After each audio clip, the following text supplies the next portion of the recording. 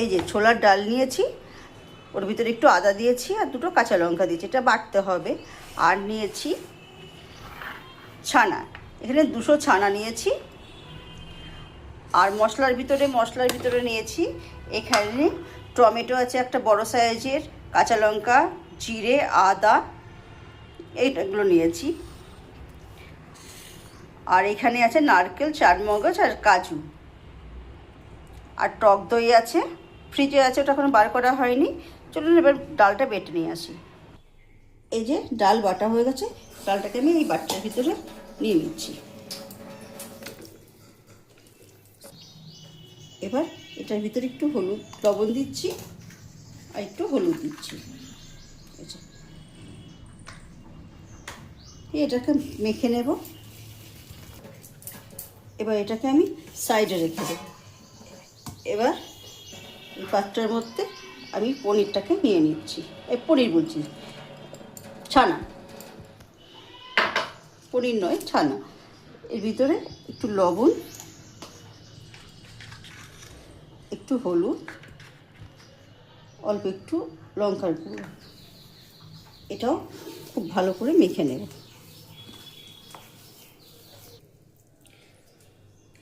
এবার আমি ছানাটাকে এইভাবে অল্প অল্প করে নিয়ে গোল গোল করে নেব।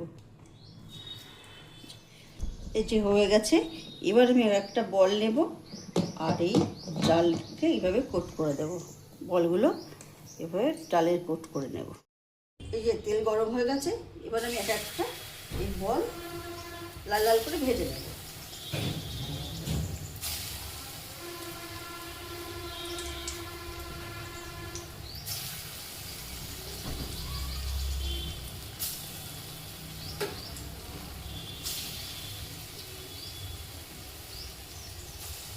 আস্তে আস্তে ভাজুন।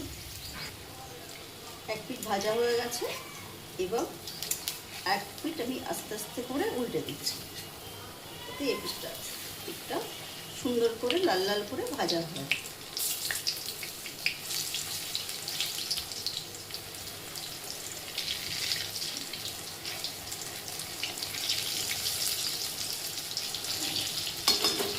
এটাও ভাজা হোক। এগুলো ভাজা হয়ে গেছে, এবার তুলে নিচ্ছি। লাল লাল করে ভেজে নিয়েছি। এগুলো এমনি এইভাবে শুধুও খাওয়া যাবে। এবার আমি বাকিগুলো সব ভেজে নেব।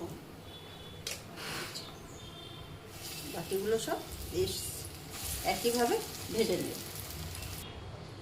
এটা সব ভাজা হয়ে গেছে। এবার আমি ওই তেলের ভিতরে দুটো লবঙ্গ, একটা এলাচ, একটুখানি দারচিনি আর একটু গোটা জিরে দেব, আর তেজপাতা। এবার মশলাটা দিয়ে দিচ্ছি। এদিকে আমি গুঁড়ো মশলাগুলো দিয়ে নিয়েছি, লবণ, চিনি, হলুদ, লঙ্কার গুঁড়ো। এই মশলাটাকে একটু ভালো করে কষাবো। যদি মশলাটা কষানো হয়ে গেছে, তেলও ছেড়ে এসছে, এবার গ্যাসটাকে আমি একদম সিম করে দিয়েছি। দিয়ে এবার এই পেস্টটা দিয়ে দেবো। নারকেল আছে, কাজু আছে, চারমগজ আর টক দই একসঙ্গে আমি বেটে নিয়েছি। এটাকে ভালো করে মিশিয়ে তারপরে আবার কষাবো খানিকক্ষণ।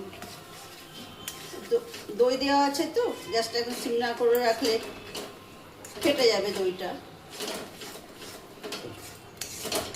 এবার এই মশলাটা খানিকক্ষণ আবার কষাবো।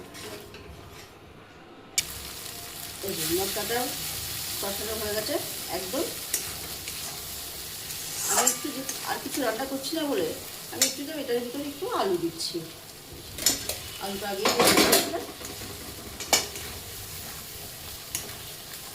এটা শুধুই ভালো লাগে, কিন্তু আমি একটু আলু দিলাম না, আর কিছু রান্না করবো না এই জন্য। এবার এটা কষানো হয়ে গেল আলু দিয়ে। এবার এর ভিতরে আমি 1 কাপ মতো দুধ দিয়ে দিলাম, আর 1 কাপ মতো জল দেব।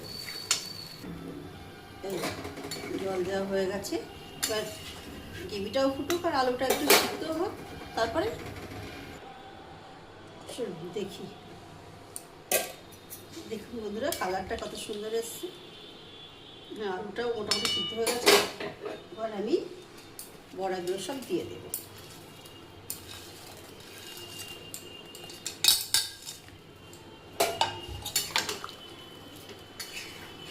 আবার ঢাকা দিয়ে খানিকক্ষণ ফুটতে দেবো।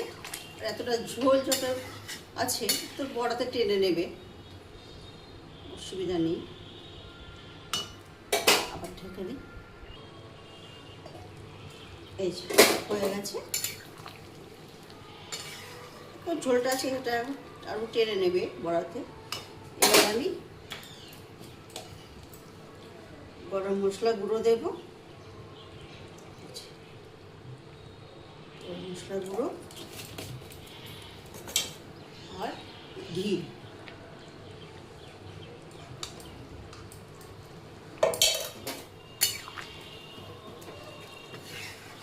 ভালো করে নেড়ে গ্যাস অফ করে 5 মিনিট রেখে দেব। এই যে রেডি।